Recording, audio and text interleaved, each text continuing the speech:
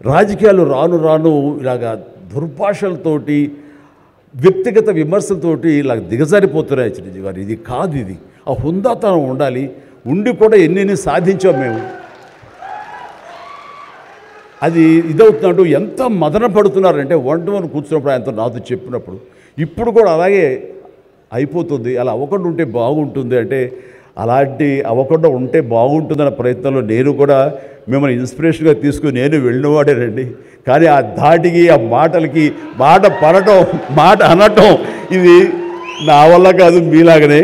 కాబట్టి నేటి రాజకీయాల్లో మనం ఏమైనా అన్ఫిట్ అంటారా? లేకపోతే మనలాంటి వాళ్ళు ఇలాగ ఎగైన్ ప్రతిసారి ప్రతి చోటని చెబుతూ ఉంటే ప్రజలు వాళ్ళు మోటివేట్ అయ్యి అలా దుర్భాషలాడి రాజకీయంగా వ్యక్తిగతంగా విమర్శ చేసే వాళ్ళు కానీ తిప్పి కొట్టగలిగితే ఖచ్చితంగా మీరు అనుకున్నది నేను అనుకున్నది జరిగి తీరుతుందండి.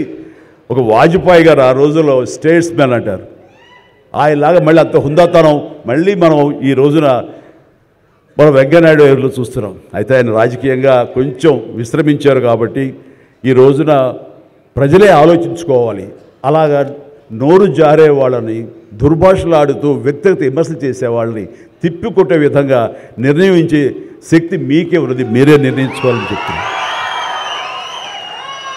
ఈ రోజున రకరకాల రంగాలకు సంబంధించినటువంటి గొప్ప గొప్ప వ్యక్తులు వాళ్ళు గుర్తింపు వస్తుందా రాదా అని కాదు, అది వాళ్ళ ఇంట్రెస్ట్ కొద్ది. ఈ రోజున ఇక్కడ ఒక్కొక్కరు శిల్పకళాకారులు ఉన్నారు, అలాగే కొన్ని ఆర్ట్ ఫార్మ్స్ ఆఫ్ విలేజ్ రూరల్కి సంబంధించిన వాళ్ళు ఉన్నారు, సమయ గారు ఇట్లాగా అలా రకరకాల కవులు ఉన్నారు. వీళ్ళందరూ కూడాను ఆ పని చేసుకుంటూ వెళ్ళిపోయి అదే మా జీవితం అదే మా ధ్యేయం అంటూ అలా ముందుకు వెళ్ళిపోయే దీంట్లో ఈ రోజున ప్రభుత్వాలు గుర్తించి వాళ్ళకి పద్మశ్రీ అవార్డులు ఇవ్వటం అన్నది, పద్మ అవార్డుతో గౌరవించుకోవడం అన్నది ఈ సందర్భంగా నేను వాళ్ళ గుర్తించినటువంటి భారత కేంద్ర ప్రభుత్వానికి నేను మనస్ఫూర్తిగా నా అభినందనలు తెలియజేస్తాను, నా సంతోషాన్ని వ్యక్తపరుస్తాను.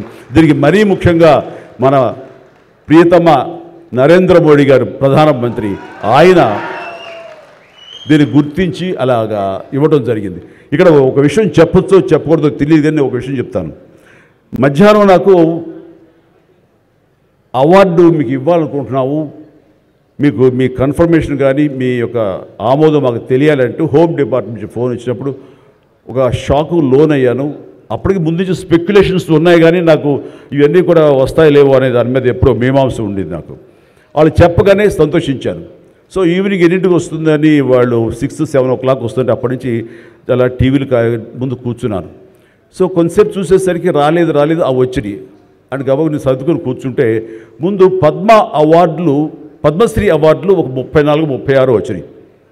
ఆ తర్వాత నెక్స్ట్ మందే కదా అనుకుంటూ అందరూ సర్దుగా రెండు పిల్లలు గొడవ చేయకుండా కూర్చోండి రే ఇష్యూగా నా పేరు వస్తుంది